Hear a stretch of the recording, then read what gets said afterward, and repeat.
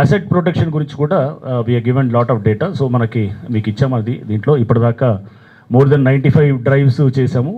దాదాపు మనకి 900 పైన దీనికి ఇది I just give that data. Yeah 923 acres దాకా రీక్లెయిమ్ చేయడం జరిగింది.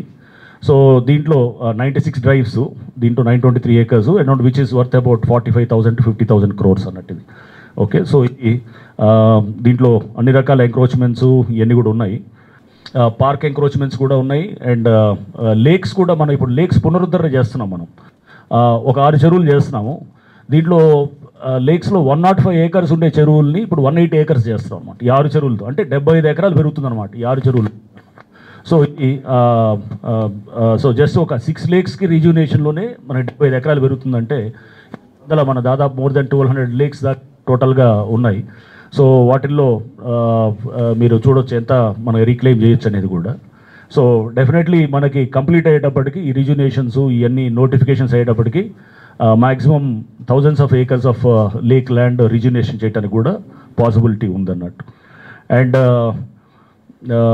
So these are things. And ఇది టెక్నాలజీ సంబంధించి కూడా మీకు we have given a note. ఇదంతా కూడా వీ హ్యావ్ జిఐఎస్ వింగ్, అది కూడా చాలా యాక్టివ్గా ఇచ్చేస్తున్నారు. అండ్ స్ట్రీమ్ అండ్ నాలా మ్యాపింగ్ కూడా మనం జరుగుతుంది.